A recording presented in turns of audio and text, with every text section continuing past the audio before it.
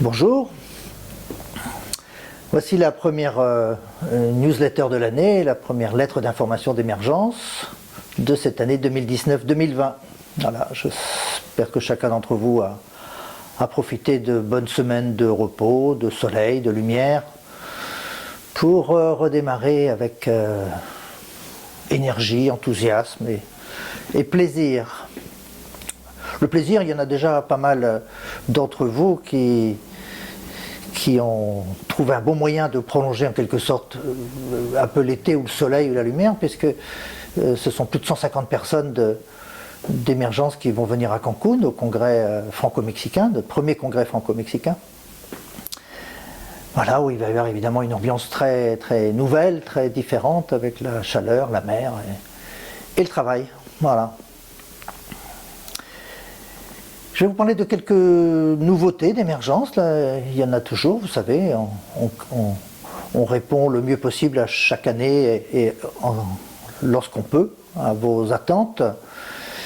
Et en particulier, on démarre cette année des supervisions, vous savez, pour permettre de mieux intégrer les outils que vous acquérez en formation dans votre travail. Et cette année, on fait une première supervision pour les chirurgiens dentistes. Elle aura lieu à Paris. Elle sera animée par Xavier Pellin, notre formateur fétiche en dentaire. On fait aussi une supervision en médecine générale à Rennes, qui sera animée par le docteur Legrand. Une formation en thérapie brève à Paris avec Jérémy Cunat, donc des formations spécifiques. Et bientôt, on fera aussi des formations pour les kinés, pour les infirmiers, les infirmières. Parce qu'on se rend compte que si on travaille sur des thématiques spécifiques, c'est un peu mieux pour chacun d'entre vous. Bon, vous avez sûrement remarqué aussi qu'on a développé une offre d'ateliers à Paris. Là aussi, c'est plus facile pour beaucoup d'entre vous qui venez de plus loin. Donc il y aura des ateliers avec Bruno Dubos, Frédéric Berben, Sophie Cohen, moi-même, Jean-François Marquet aussi. Bon, certains sont presque complets, hein, donc méfiez-vous si vous souhaitez y participer. Alors, je vous avais déjà parlé dans un autre édito de cette formation qui me tient beaucoup à cœur, et c'est 2 journées d'auto-hypnose pour tout public, tous ceux qui souhaitent avoir plus d'autonomie dans leur vie, plus de compétences, plus être capable de franchir des étapes ou d'aller mieux lorsqu'il y a une situation difficile ou d'être plus confortable. Et bien cette première formation est complète. Voilà. Elle a été complète très très vite, en quelques semaines. Alors il y en a une autre, voilà, qui va faire plaisir à beaucoup de gens, à beaucoup de vos collègues, vos amis, vos connaissances, votre famille. Vous allez pouvoir diffuser cette information on refait cette formation donc auto-hypnose les 14 décembre et 25 janvier. Bon, vous aurez plus d'informations dans la newsletter et Nora va vous préparer ça. Maintenant, j'ai envie de vous parler d'un sujet qui est un petit peu, qui n'est plus au niveau des formations, mais de l'imagination. L'imagination au pouvoir, peut-être bien, c'est une expression qui a été à une époque très utilisée. Eh bien ici, l'imagination, elle est utilisée dans le monde du sport. Ce n'est pas tout à fait nouveau, hein, que ce domaine-là a été intégré en sophrologie, dans la méditation. Mais ici, il est question de mentalisation du mouvement. Donc pour préparer des sportifs à mieux utiliser leur corps, à mieux utiliser leur gestuelle, à mieux préparer leur cerveau, parce que on sait que la répétition des mouvements sportifs, mais dans d'autres domaines aussi, finit par fabriquer une sorte de matrice cérébrale qui est utilisée de manière préférentielle. Eh bien, si je garde ce terme de matrice cérébrale, eh bien, elle peut être aussi développée par la mentalisation, par l'imagination du mouvement. Et vous savez qu'on travaille beaucoup à Émergence et depuis maintenant quelques années dans ce domaine de mentalisation du mouvement, cette fois-ci plus pour de la récupération, pour des gens qui sont en difficulté, qui ont eu des accidents, des problèmes cérébraux, parce qu'on sait maintenant, il y a des études que vous pourrez trouver si vous cherchez, qui permettent de montrer que en imaginant un geste, eh bien, il se produit à peu près la même chose au niveau cérébral que lorsque je fais le geste. Par exemple, si j'imagine que j'écris, eh bien c'est à peu près pareil que si j'écrivais sur le plan musculaire ou sur le plan cérébral. Ce qui fait que ça va à la fois entretenir la capacité corporelle de faire le geste, celui d'écrire par exemple, ou celui de jouer au tennis pour un sportif. Et ça va préparer aussi à faire le geste pour l'apprentissage. Il y a une très belle étude qui a montré avec des jeunes pianistes que ceux qui s'entraînaient mentalement à faire une nouvelle partition et ceux qui s'entraînaient physiquement à faire une nouvelle partition, donc en s'entraînant avec leur piano, eh bien au bout de quelques heures d'entraînement, les uns et les autres ont une compétence quasiment équivalente à jouer ce nouveau morceau de manière satisfaisante, voire remarquable, puisque ce sont des jeunes professionnels.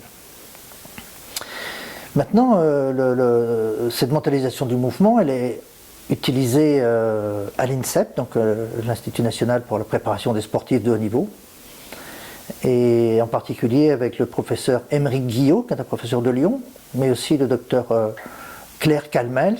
Donc il l'utilise pour préparer les sportifs, mais alors je suis aussi tout à fait intéressé parce qu'il l'utilise aussi pour aider les sportifs qui ont été blessés. Parce qu'un sportif blessé qui ne peut plus faire courir ou faire de l'escrime ou faire de la gymnastique, eh bien pendant quelques jours, semaines, voire quelques mois, eh bien ses habiletés corporelles, sa compétence corporelle, voire cérébrale, eh bien diminue. Son envie augmente peut-être de reprendre, mais il va y avoir des pertes au niveau de son corps. Eh bien en gardant et en reproduisant les gestes sportifs, techniques, mentalement, juste mentalement, eh bien ils entretiennent leurs compétences et leur retour à l'activité sportive, la rééducation et la récupération est bien meilleure. Donc ça, je trouve que c'est vraiment magnifique parce que on voit dans ce domaine-là aussi, on avait parlé d'autres domaines, par exemple grâce à l'auto-hypnose il y a quelques semaines, que quand on utilise bien nos capacités de conscience, eh bien on entretient l'organisme, on entretient le corps, voire même on l'aide à récupérer ou à se réparer. Et puis tout ça, ça vient d'un article du Monde du 12 septembre que vous pourrez retrouver sur le site du Monde. Et j'ai été intéressé aussi parce que dans cet article, ils disent que les champions, donc les sportifs de très haut niveau, pour faire le même geste, un service au tennis ou peut-être un geste de golf ou autre, c'est pas précisé, eh bien leur activité cérébrale est moindre que les amateurs. En fait, les amateurs il y a plus de choses qui circulent dans leur tête, certainement de manière un peu confuse ou dispersée, alors que chez les sportifs, il y a une espèce de, on dirait nous dans notre monde de l'hypnose, une focalisation de l'activité mentale. Et on sait que quand on focalise l'activité mentale rationnelle, organisée, ce que nous on appelle souvent la conscience critique, eh bien ça libère des espaces de conscience qui eux vont servir à justement imaginer, créer, penser le futur, anticiper. Et je trouve ça très intéressant parce qu'on peut très très facilement rapprocher notre connaissance en hypnose de ces processus observés chez les sportifs. Voilà, donc l'imagination et la transe, nous on parlerait de transe. Vous savez que quand on fait du sport, on va très vite expérimenter des transes agréables, positives et qu'on va dire aussi créatives. Maintenant, c'est un moment comme tous les 2 ans, extrêmement intense à Émergence. Il y a d'autres moments intenses. Et celui-ci, vous savez, c'est pour le congrès Hypnose et douleur, dont je trouve que l'affiche est particulièrement intéressante cette année. Je trouve qu'elle fait beaucoup rêver. En tout cas, on s'est bien amusé à la créer, à l'imaginer ici entre nous, avec en particulier Thomas. Et c'est un moment intense parce que c'est le moment de recueillir les propositions de conférences, d'ateliers, pour les tables rondes, pour les symposiums.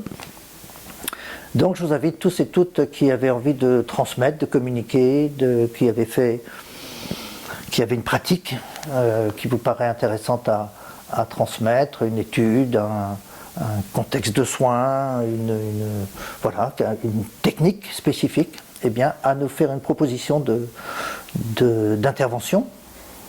Voilà, on va les recevoir jusqu'au 15 octobre et à partir du 15 octobre, on va les organiser, on va décider celles qu'on va pouvoir garder. Peut-être que certaines seront reprogrammées pour le congrès suivant, on verra bien. Mais en tout cas, c'est un bon moment de découverte. Et pour faire un lien avec le sujet précédent, eh bien, nous sommes déjà en contact avec le professeur Guillot et Madame Calmels pour voir si l'un d'entre eux va pouvoir venir au congrès pour nous parler justement de cette utilisation de la mentalisation dans le contexte des sportifs. Voilà, cette news, cet édito se termine pour aujourd'hui. Et puis je vous rappelle que vos commentaires sont précieux. Je remercie tous ceux qui ont déjà posé des commentaires. Vos questions vont à chaque fois nous aider à préparer des nouvelles vidéos, des nouvelles séquences pour notre chaîne YouTube. Et puis abonnez-vous, comme ça, ce sera beaucoup plus facile pour tout le monde. Voilà, je vous souhaite une très belle reprise, une très belle fin d'année 2019 et une très belle année 2020. À bientôt.